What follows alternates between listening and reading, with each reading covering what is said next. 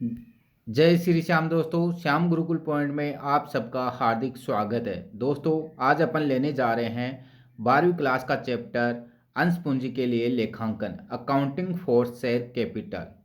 इस चैप्टर में अपन सीखेंगे कंपनी से आशय, कंपनी के प्रकार। तो आइए शुरू करते हैं। पहले अपन देखेंगे कंपनी से आशय क्या है। तो कंपनी से आशय है वह कंपनी जो कि कंपनी अधिनियम 2013 के अंतर्गत या किसी अन्य पूर्व कंपनी अधिनियम के अंतर्गत समामेलित या पंजीकृत है। यानी कि कंपनी एक्ट कौन सा है? कंपनी एक्ट है 2013। और इससे पहले जो कंपनी एक्ट था अपना, कंपनी एक्ट 1956। तो ये कह रहा है कि कंपनी अधिनियम 2013 के अंतर्गत या किसी अन्य पूर्व कंपनी अधिनियम के अंतर्गत समामेलित या पंजीकृत है। यानी कि कंपनी बनाने के लिए आपको पंजीकरण करना अनिवार्य है। आप साझेदारी फर्म की स्थापना करते हैं तो आप पंजीकरण करवा भी सकते हैं और नहीं भी करवा सकते, लेकिन कंपनी बनाने के लिए आपको पंजीकरण करना अनिवार्य है। अब देखेंगे अपन कंपनी की परिभाषा। कंपनी विधान द्वारा निर्मित एक कृत्रिम वह अदृश्य व्यक्ति है। क्या है? एक कृत्रिम व्यक्ति है जो एक सार्वमुद्रा द्वारा अपना कार्य करती है। किसके द्वारा? सार्वमुद्रा। सार्वमुद्रा का अर्थ होता है कॉमन सील के द्वारा अपना कार्य करती है, तथा जिसका अस्तित्व साधारणतया अपने सदस्यों से पृथक होता है। यानी कि जो अस्तित्व होता है वो क्या होता है? पृथक होता है। तो इसमें तीन चीज़ें ध्यान में रखनी है आपको। कंपनी क्या है? कंपनी एक कृत्रिम व्यक्ति है। कंपनी किसका प्रयोग करती है? सार्वमुद्रा का प्रयोग करती है। और कंपनी का अस्तित्व क्या होता है? अपने सदस्यों से पृथक होता है। यह है आपकी कंपनी की परिभाषा। अब देखते हैं कंपनी की विशेषताएं। पहली विशेषता है निगमित संस्था, बॉडी कॉरपोरेट। भारत में कंपनियों का निर्माण तथा पंजीकरण कंपनी अधिनियम के अंतर्गत होता है। कंपनी अधिनियम कौन सा? कंपनी अधिनियम 2013 या उससे पूर्व का कोई कंपनी अधिनियम है उसके अंतर्गत। बैंकिंग तथा बीमा कंपनियों को छोड़कर जिनके लिए पृथक कानून है, बैंकिंग कंपनियां हैं वो बैंकिंग कंपनी एक्ट के तहत पंजीकृत होती है, और बीमा कंपनियां हैं वो इंश्योरेंस एक्ट के तहत पंजीकृत होती है। अगला देखिए, पृथक वैधानिक अस्तित्व, सेपरेट लीगल एंटिटी। कंपनी का अपने सदस्यों से पृथक अस्तित्व होता है। कंपनी अपने नाम से अनुबंध कर सकती है, यानी कि कंपनी अपने नाम से कॉन्ट्रैक्ट कर सकती है। सीमित दायित्व, लिमिटेड लायबिलिटीज। सदस्यों का दायित्व उनके द्वारा खरीदे गए अंशों की अदत्त राशि तक ही सीमित होता है। अदत्त राशि से मतलब है जैसे कि कंपनी का अंकित मूल्य है एक शेयर का 10 रुपये, फेस वैल्यू कितनी है? 10 रुपये, और कंपनी 7 रुपये मांग चुकी है। अब जो बाकी 3 रुपये बचे हैं वो समापन पर मांग सकती है। 3 रुपये से ज़्यादा कंपनी नहीं मांग सकती। यानी कि 3 रुपये बकाया चल रहे हैं तो 3 रुपये कंपनी मांग सकती है। तो ये है अदत्त राशि। गारंटी द्वारा सीमित कंपनी में सदस्यों का दायित्व उनके द्वारा दी गई गारंटी तक सीमित रहता है। यानी कि मान लीजिए कि ए नाम के व्यक्ति ने 5 लाख रुपए की गारंटी दी है, तो जब समापन होगा तो उससे केवल 5 लाख रुपए लिए जाएंगे, 5 लाख से अधिक नहीं ले सकते। बी नाम का व्यक्ति है, उसने 10 लाख की गारंटी दी है, तो समापन पर उससे 10 लाख रुपए लिए जा सकते हैं, 10 लाख से अधिक नहीं लिए जा सकते। अगला देखिए, स्थायी उत्तराधिकार। कंपनी एक कृत्रिम व्यक्ति है। सदस्यों के आने जाने से कंपनी के अस्तित्व पर कोई प्रभाव नहीं पड़ता। कंपनी निरंतर चलती रहती है, यानी कि आओ तो वेलकम, जाओ तो भीड़ का, उसी तर्ज पर चलती है ये। यानी कि चाहे कितने ही सदस्य आओ, कितने ही सदस्य जाओ, कंपनी हमेशा निरंतर चलती रहती है, कंपनी का समापन नहीं होता है। कंपनी का निर्माण कानून द्वारा होता है और समापन भी कानून द्वारा ही होता है।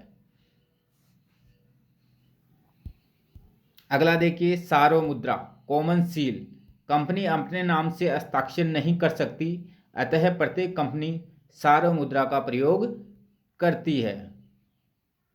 अंशों का हस्तांतरण, ट्रांसफर ऑफ शेयर्स, एक सार्वजनिक कंपनी, यहाँ पे ये महत्वपूर्ण है, सार्वजनिक कंपनी, एक सार्वजनिक कंपनी अपने अंशों का हस्तांतरण कर सकती है, लेकिन ध्यान रखना एक निजी कंपनी है वो अपने अंशों का हस्तांतरण नहीं कर सकती। आगे देखिए, अभियोग चलाना, कंपनी अपने नाम से अभियोग चला सकती है तथा किसी के द्वारा कंपनी पर भी अभियोग चलाया जा सकता है, यानी कि कोर्ट केस किया जा सकता है। कंपनी किसी पर कर भी सकती है और किसी व्यक्ति द्वारा कंपनी पर भी किया जा सकता है।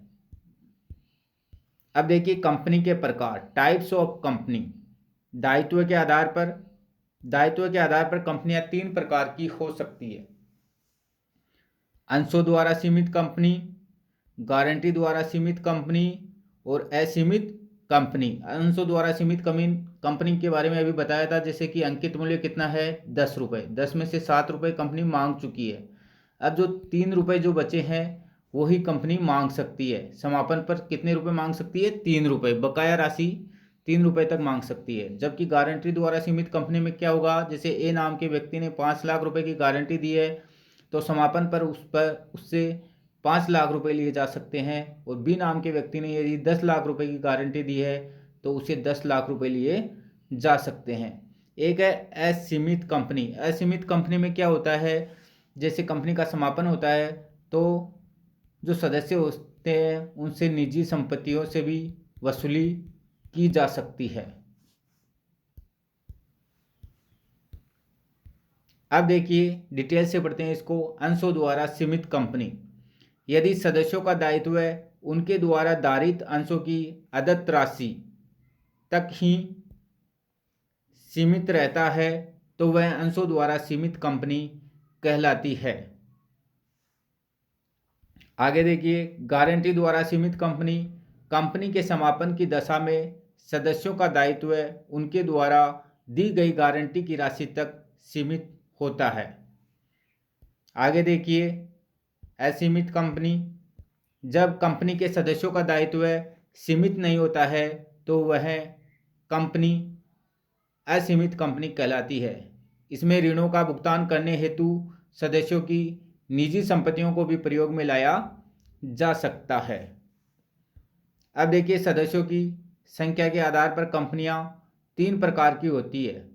सार्वजनिक कंपनी को बोलते हैं पब्लिक कंपनी, निजी कंपनी, प्राइवेट कंपनी, एकल व्यक्ति कंपनी, 1 पर्सन कंपनी।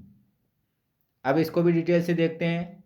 सार्वजनिक कंपनी, सार्वजनिक कंपनी से आज से ऐसी कंपनी से है जो कि एक निजी कंपनी नहीं है, एक कंपनी जो निजी कंपनी की सहायक कंपनी नहीं है।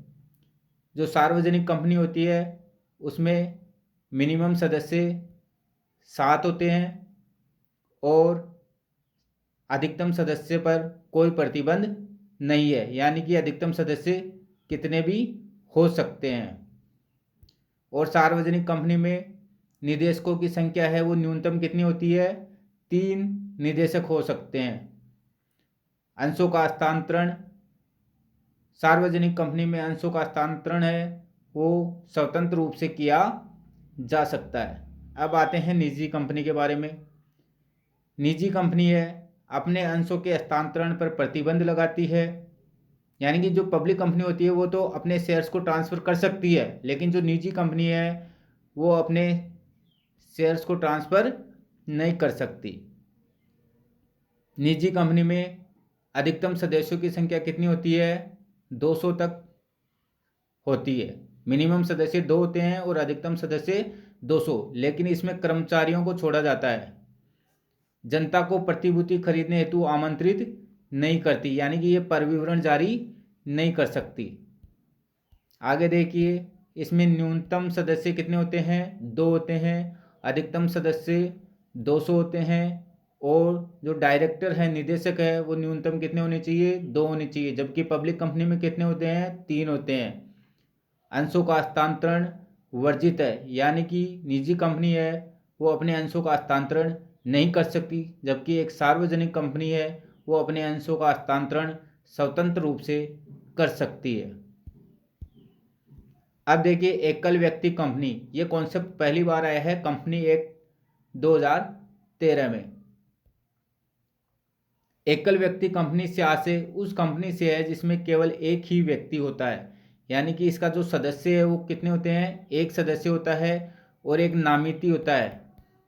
नामिती का मतलब होता है नॉमिनी, नॉमिनी होता है, वो भी क्या होता है, एक ही होता है, और सदस्य भी है वो एक ही होता है। एकल व्यक्ति भारतीय नागरिक व भारतीय निवासी होना चाहिए। गैर बैंकिंग वित्तीय निवेश क्रियाओं से संबंधित कार्य नहीं करेगी। जो कंपनी होगी वो गैर बैंकिंग वित्तीय निवेश क्रियाओं से संबंधित कार्य नहीं करेगी। पेड अप कैपिटल प्रदत्त पूंजी 50 लाख से अधिक नहीं होना चाहिए, और औसत वार्षिक टर्नओवर है वो 2 करोड़ से अधिक नहीं होना चाहिए। यदि ये 50 लाख से अधिक हो जाता है या 2 करोड़ से अधिक हो जाता है तो वो एक क्या मानी जाएगी, प्राइवेट कंपनी मानी जाएगी। अब आते हैं सरकारी कंपनी। ऐसी कंपनी जिसकी 51% पूंजी सरकार, केंद्र या राज्य या दोनों के पास होती है, सरकारी कंपनी कहलाती है। सरकारी कंपनी की जो सहायक कंपनी भी सरकारी कंपनी ही कहलाएगी। यानी कि जैसे कि सेंट्रल गवर्नमेंट के पास 30% है और स्टेट गवर्नमेंट के पास 21% है, तो भी ये क्या कहलाएगी, गवर्नमेंट कंपनी कहलाएगी। या फिर पूरा का पूरा 51% किसके पास है, सेंट्रल गवर्नमेंट के पास है, तो ये गवर्नमेंट कंपनी कहलाएगी। या पूरा का पूरा स्टेट गवर्नमेंट के पास है 51%, तो ये भी सरकारी कंपनी कहलाएगी। और जो सरकारी कंपनी की जो सहायक कंपनी होती है वो भी क्या कहलाएगी, सरकारी कंपनी कहलाएगी। अब अपन आगे देखेंगे कि सहायक कंपनी किसे कहते हैं। सूत्रधारी वह सहायक कंपनी, सूत्रधारी कंपनी को बोलते हैं होल्डिंग कंपनी, और सहायक कंपनी को बोलते हैं सब्सिडरी कंपनी। एक कंपनी सूत्रधारी तब ही मानी जाती है जब उसकी कोई सहायक कंपनी हो। एग्जाम्पल देखिए, यदि एक्स कंपनी की अंश पूंजी के 50% से अधिक भाग की स्वामी वाई कंपनी है तो वाई कंपनी क्या कहलाएगी, सूत्रधारी, तथा एक्स कंपनी क्या कहलाएगी, सहायक कंपनी। यानी कि ये वाई कंपनी है, ये एक्स कंपनी है। अब वाई कंपनी क्या करती है, इसके 50% से अधिक शेयर कैपिटल खरीद लेती है, ठीक है। तो वाई तो क्या कहलाएगी, सूत्रधारी कंपनी कहलाएगी, और एक्स क्या कहलाएगी, सहायक कंपनी कहलाएगी।